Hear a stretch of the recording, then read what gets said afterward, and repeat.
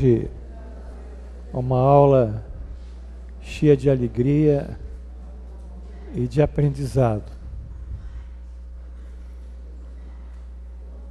A nossa aula, ela se iniciará com o fechamento do primeiro capítulo do Livro dos Espíritos, que é o estudo de Deus, Faremos então a síntese e a recapitulação desse texto com brevidade e nos debruçaremos em seguida sobre as aplicações práticas desse estudo teórico, porque de nada vale nós estudarmos Deus se não entendermos a representatividade de Deus em nossas vidas. Fechado esse item, nós abriremos com o capítulo 2 do Livro dos Espíritos, que trata dos elementos gerais do universo. Quer dizer, Allan Kardec se preocupou em investigar com os espíritos que respondiam às suas perguntas sobre a constituição do universo. Serão apenas lidas 2 perguntas, porque é um capítulo de grande complexidade e nós temos que andar dentro de uma linha em que vocês aprendam, e não que nós sejamos aqui professores e digamos, demos a tantas perguntas naquela aula. Para nós o que interessa é a assimilação do conhecimento e não a quantidade ou o número de respostas formuladas. Como estamos com o tempo mais avançado, vamos pedir ao Amilcar para colocar a Ave Maria e vamos nos concentrar na prece de abertura.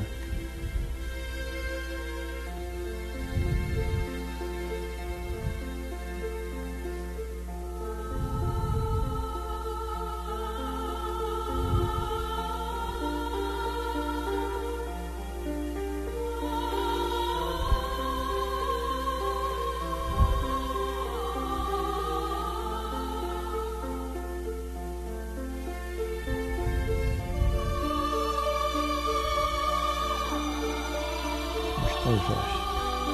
Tudo bem? Deus te abençoe, filho.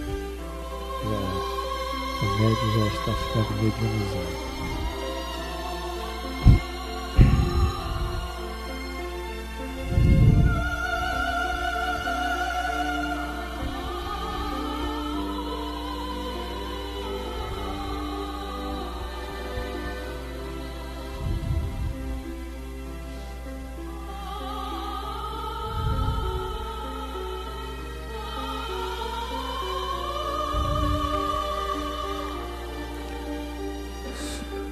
Senhor Jesus, eis-nos aqui, buscando em vós ajuda e a inspiração necessária para o bom percurso da nossa aula. Pedimos que nos abençoe a todos os alunos, seus familiares, abençoe aqueles que têm dificuldades de qualquer espécie, abençoe essa casa, Senhor, abençoe o nosso irmão presidente, Wilson Vasconcelos, a nossa irmã Helena Gazola, aos médiuns da casa, abençoe a instituição e abençoe a todos que aqui trabalham. Esteja conosco a cúpula do curso, os espíritos que trabalham para o bom andamento dessas aulas.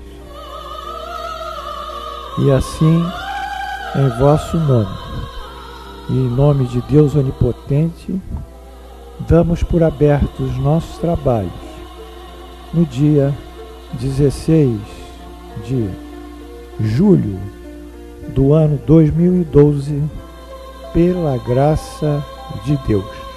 Assim seja.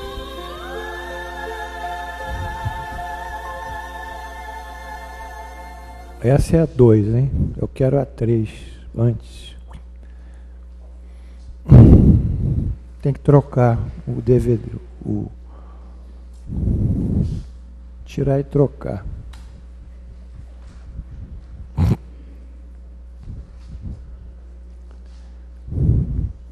Muito bem.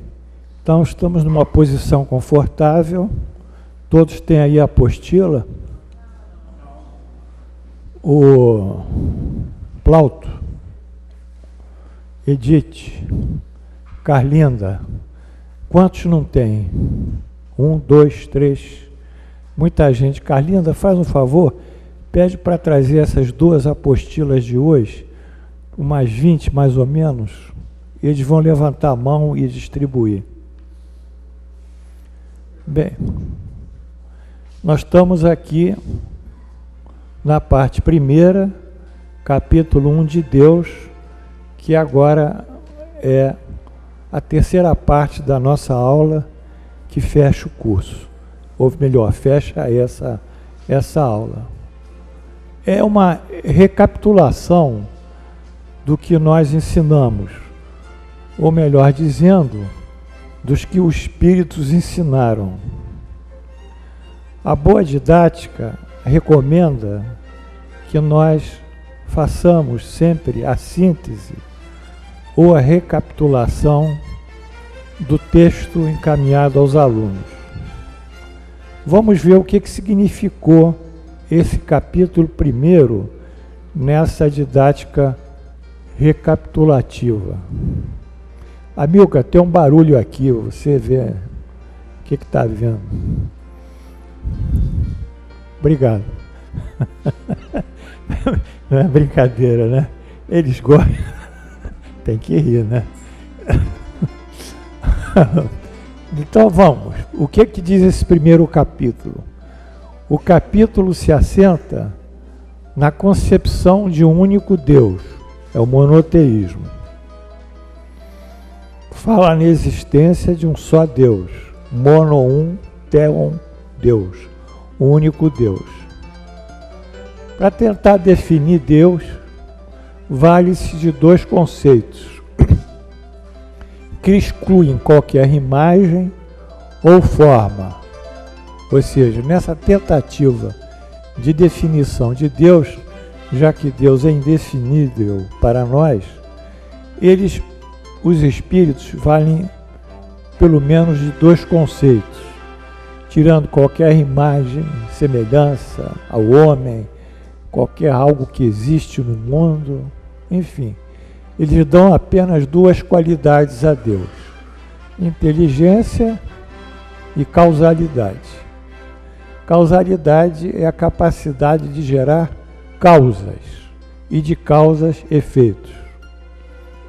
Portanto, eles compreendem Deus como essa inteligência, a inteligência superior, suprema, que gera causas e efeitos, é causal.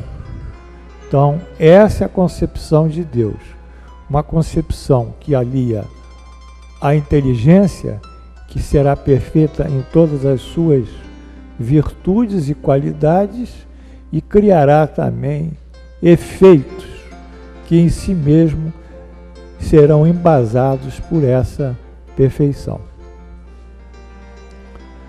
A definição, por ser causal, ela é genética, gerare, ou seja, ela se atém à criação. A definição se atém à criação. E também finalista, tem um objetivo maior. Evolutiva, ou seja, o objetivo maior da criação é a evolução. O final dessa evolução é a perfeição.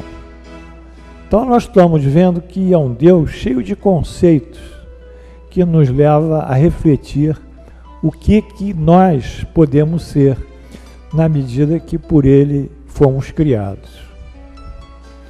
Inteligência que ao criar aperfeiçoa a cada dia a própria criação. É a própria lei da evolução, é a lei do progresso.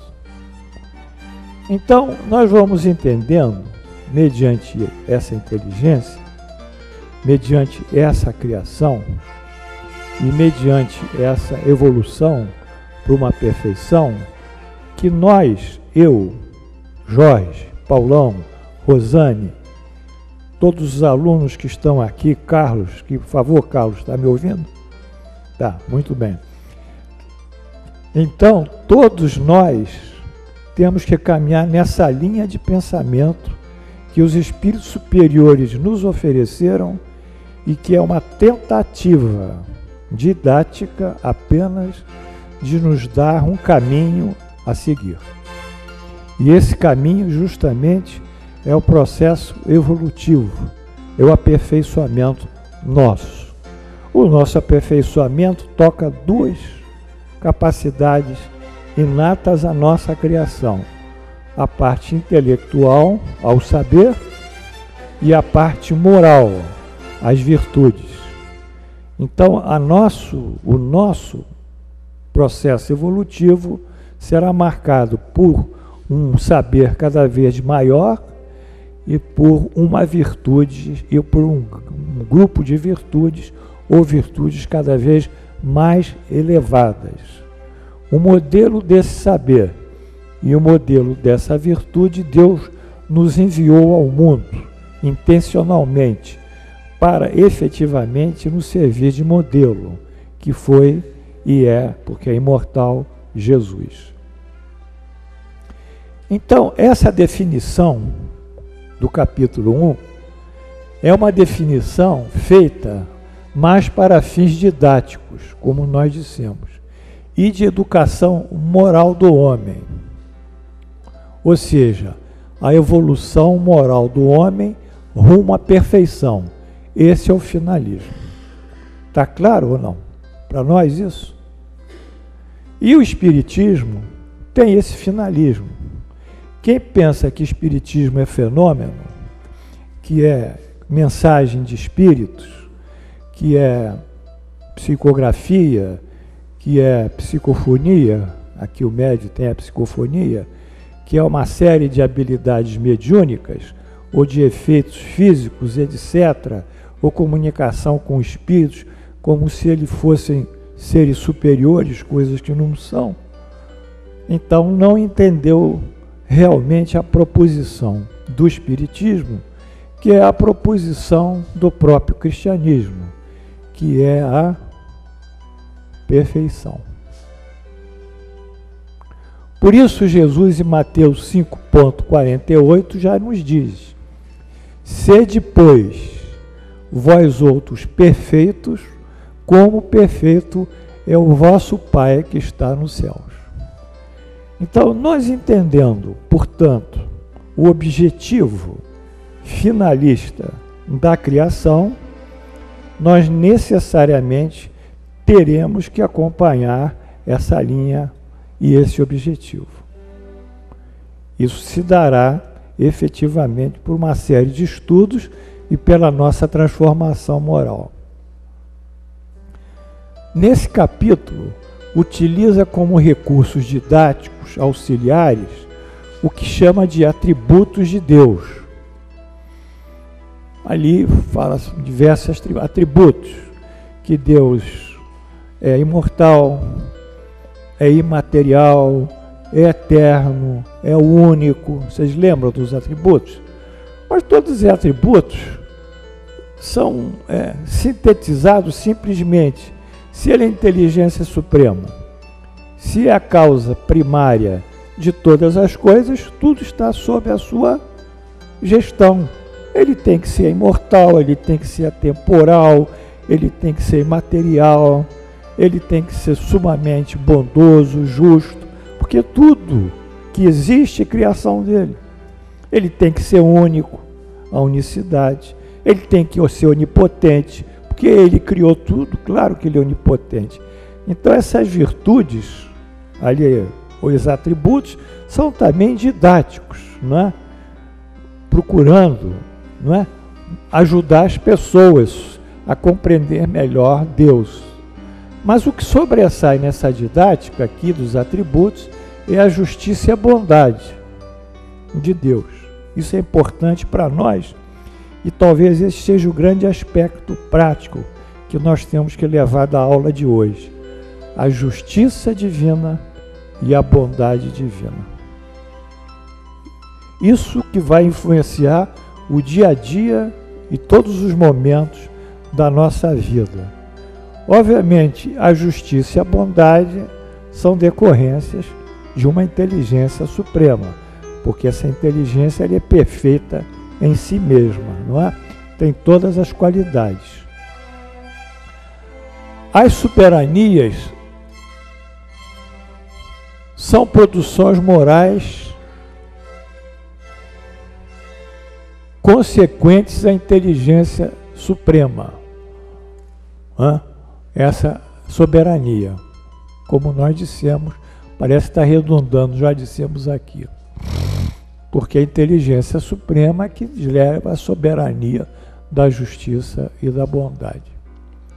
Conclui o capítulo, não obstante, pela impossibilidade de corretamente definirmos Deus, por o homem não dispor de evolução moral suficiente, mente elevada, nem habilidades cognitivas superiores que o capacitam à compreensão de Deus.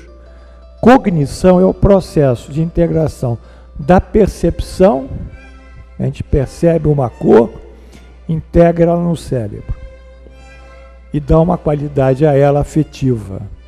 A cognição é uma integração cerebral das nossas percepções, tato, visão, audição, paladar, olfato, etc. Então, nós não temos condições de captar Deus pela nossa estrutura orgânica, da forma que nós existimos no mundo.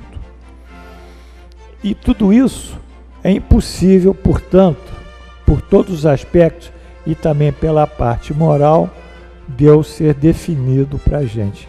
Deus é indefinível. É mentira quem quer definir Deus.